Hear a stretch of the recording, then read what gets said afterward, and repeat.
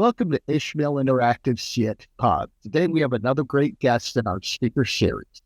Former federal executive director of the President's Management Advisory Board with CEOs appointed by President Barack Obama. A practice manager with Corporate Executive Board, which is now known as Gartner, Steve Brockelman. Steve, why don't you introduce yourself and tell us why? Hey, Aaron. Thanks for having me today. So I've had the privilege of working across a variety of environments in my career, including professional services in the private sector, worked at a nonprofit, and then I spent the last 15 years or so of my career in the federal government. And if there was a common thread across these different postings, it was a healthy obsession with understanding what makes organizations tick, how to measure success, and how to get better. So, yeah. So, Steve, I did my research. We know each other, but I'd like to do my due diligence and see how far back can somebody's record actually go. And one thing that I found is you got your bachelor's degree in economics from William and Mary. William and Mary, which is also known as having the first student-run honor code. So that's kind of interesting because it's a group of students kind of running their own ethical management. And with your background, you hear run it like a business all the time. Does run it like a business introduce ethical concerns when you're talking about academia or government or even just anywhere? I do think there are some ethical concerns. And by the way, thanks for pointing out that honor code factoid. I think I knew that, but it's been so long since I was actually in college, I probably forgot it. But so when we're talking about this idea of improving government or nonprofits or academia by saying we should run it like a business, there is an inherent appeal to them. I mean, most people see private sector businesses as the gold standard for products, services, customer experience. There's an app for everything. It's right at our fingertips. We can have almost anything we want delivered right to our doorstep almost instantly. It's a pretty high bar. And so it's natural to want that same level of service from government agencies and from academia and other organizations that are outside of the private sector. And as we're going to get into a little bit, I think in our conversation, it's not as simple as that, right? One size doesn't necessarily fit all. You've got to understand where it makes sense to do that lift and shift of what works in the private sector into other environments, and also where it might actually hurt to do that sort of thing, or where you might be creating unrealistic expectations. So there's a lot of nuance here. You asked about the kind of the ethical implications of run it like a business. Yeah. I think generally this approach is done in good faith. It often has the goal of improving efficiency, of saving taxpayer dollars, serving customers better in environments where maybe that hasn't been prioritized enough. But where you can start to run into trouble is if you ignore one fundamental difference between the private sector and everyone else. And it's that businesses have a clear profit. That's pretty obvious, but we got to keep that in mind. That's the North Star for everything that they do. It's how they measure progress and success. It's how they reward their shareholders, how they incent their employees. And not that other goals aren't important to businesses. It's just that everything comes back to the financials. That's how they make their decisions in that context. So public sector organizations and to some extent academia don't always have that same profit motive. Doesn't mean they don't care about revenues and costs, that they don't track those. But at the end of the day, they exist to provide a service or benefits to certain constituencies. And their mission is to make sure that everyone who's eligible receives that benefit or service, no matter how much it costs. And so you don't want to compromise that in order to always worry about profits or to always run it like business. I do have an example here. If you give me a sec here, the post office, classic example, right? Yes. So they have to deliver mail to everybody in the country, even people living in remote areas that on a per customer basis costs a lot to serve those people, right? Way out there. Yeah. Whereas a private business, they have the luxury of choosing who they want to serve based on which customers are most profitable, most lucrative. But it would violate the ethics of the post office if they decided not to deliver mail to certain addresses or to close post office. You people in Alaska don't need your mail. No, doesn't work.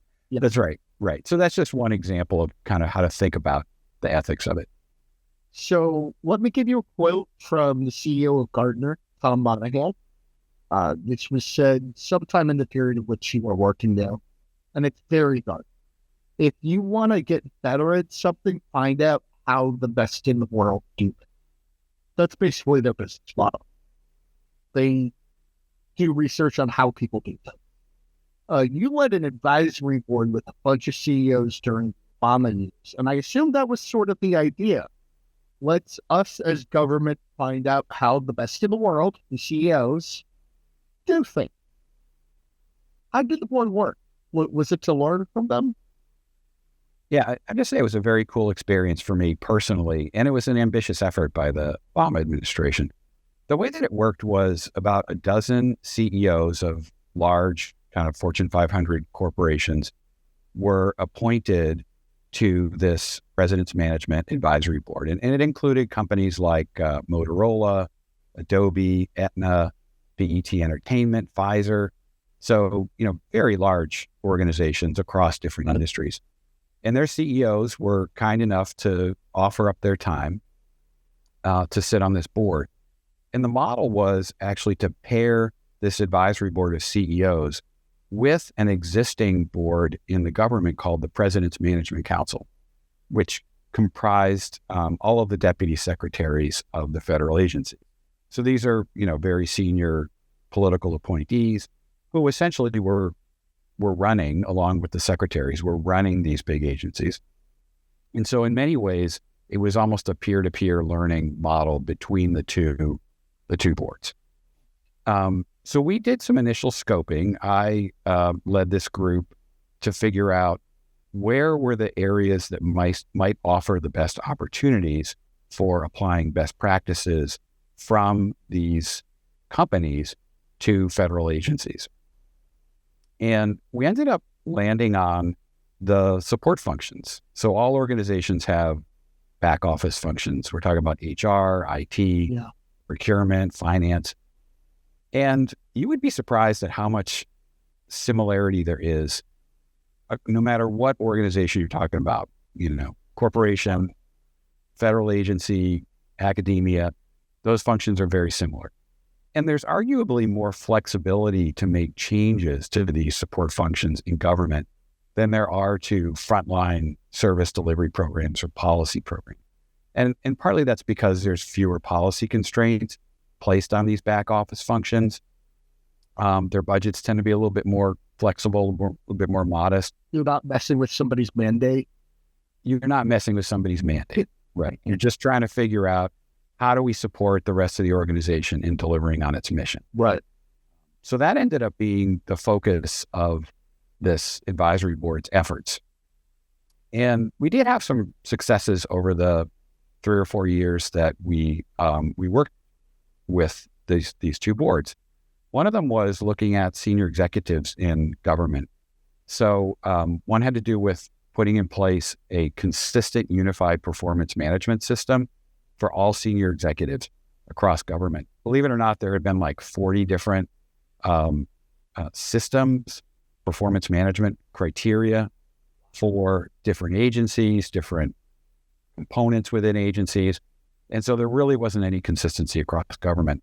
And one of the things that these CEOs told us was, you've really got to have that consistency. This has to roll up to the most senior people in the organization. And so they helped us develop a single performance management system for senior executives across government, and that's still in place now. Awesome. The other thing we did with the personnel side of things was we tapped into how these corporations trained their top executives and how they developed them over time.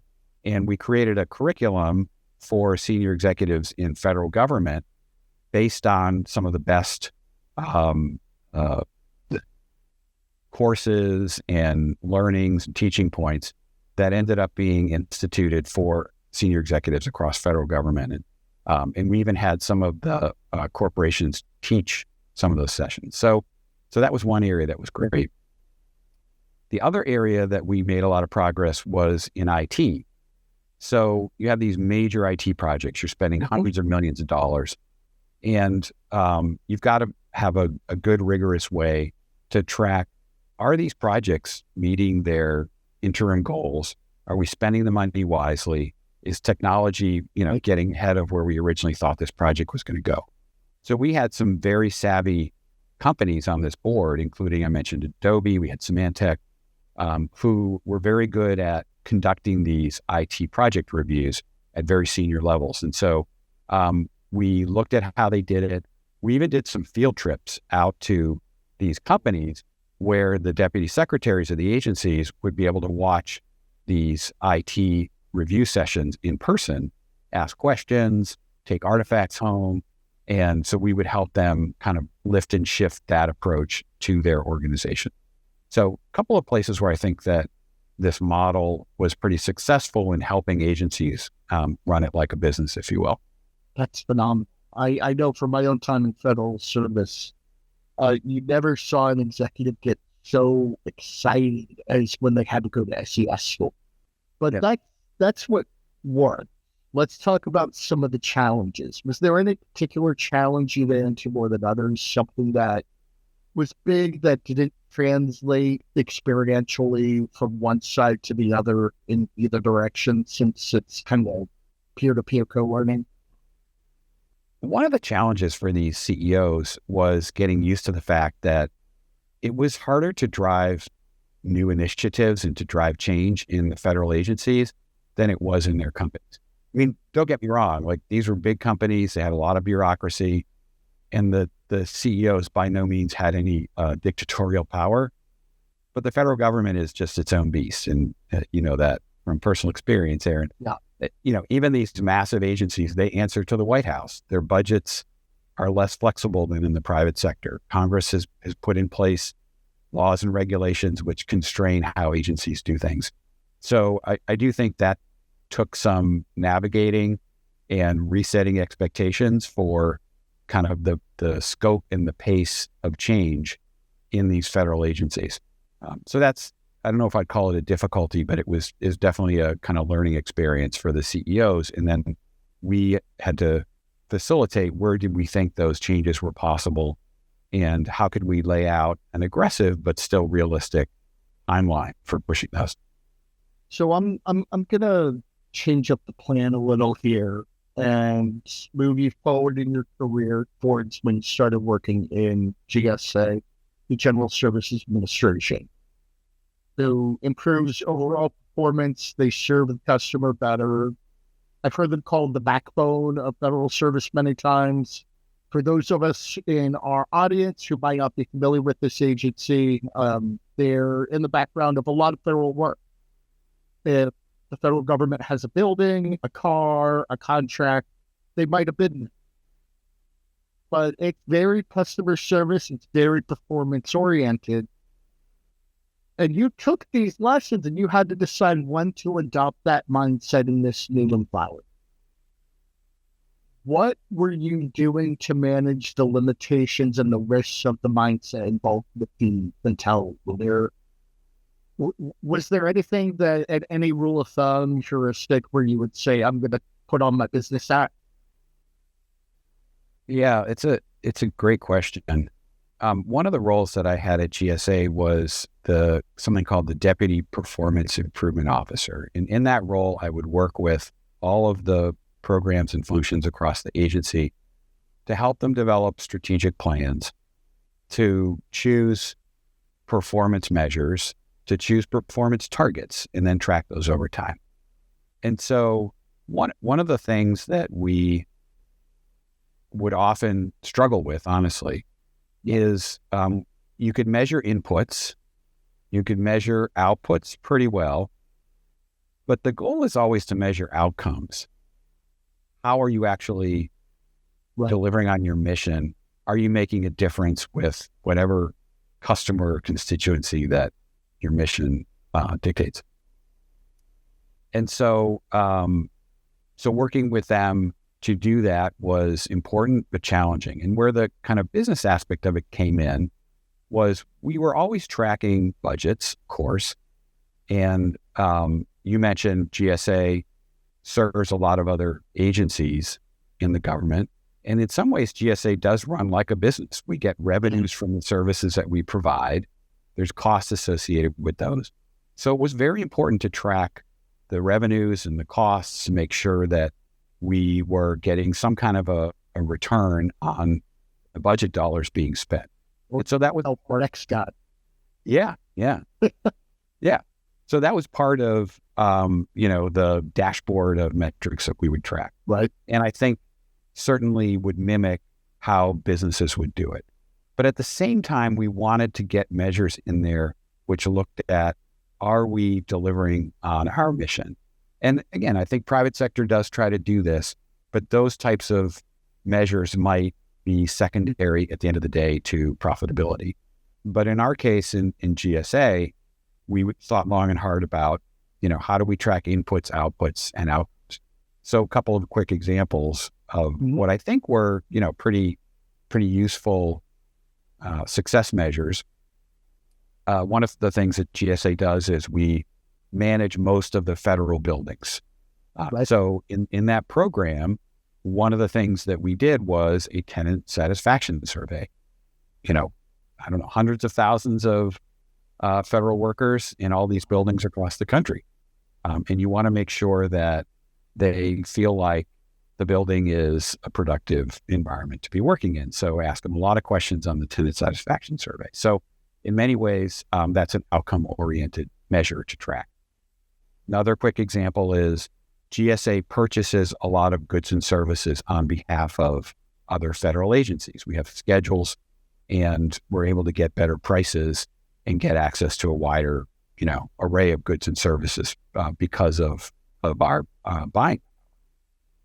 Well, not just measuring how much money would be flowing through these purchasing schedules, but also ultimately, how much are we saving these other federal agencies by doing the purchases ourselves rather than them doing it on a one-off basis? So that's another outcome that justifies GSA's kind of purpose in making those purchases, is tracking those savings.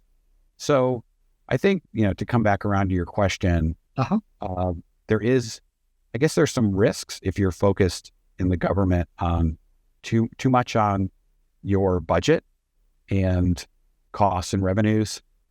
That's important. Obviously, taxpayer dollars are at stake. But at the end of the day, what's most important is, are you delivering on your mission? Are you using those dollars wisely? So that's where I think, one of the areas that I learned at GSA in terms of applying that run it like business mindset. So I know on your LinkedIn it says retired, but that's also a state of mind. I have no idea. What ideas are you working on? What are you thinking about? What's got your imagination? I'm actually taking my retirement very seriously. Okay. My most important role is house husband, and that's making sure that my wife's to-do list is, I'm making that. Okay. I'm still very interested in how to make our public services more efficient, more effective. A lot of the things we've been talking about today. There's an effort underway called the Government Renewal Project. Yeah. And it's really envisioning how government can boost its operational capacity, serve customers better, be more effective and efficient. And there's a lot of good work going on. So I'm a little bit involved there. It's a worthy cause, and I'd like to stay in the mix there. Yeah. So, but first and foremost, delivering on outcomes starts at home. Yeah, you're at home. Exactly. So on that note, Steve, thank you. Special thanks to our audience. Don't forget to find us on YouTube or our website, ishmailinteractive.com, to like and subscribe. Thank you, Aaron.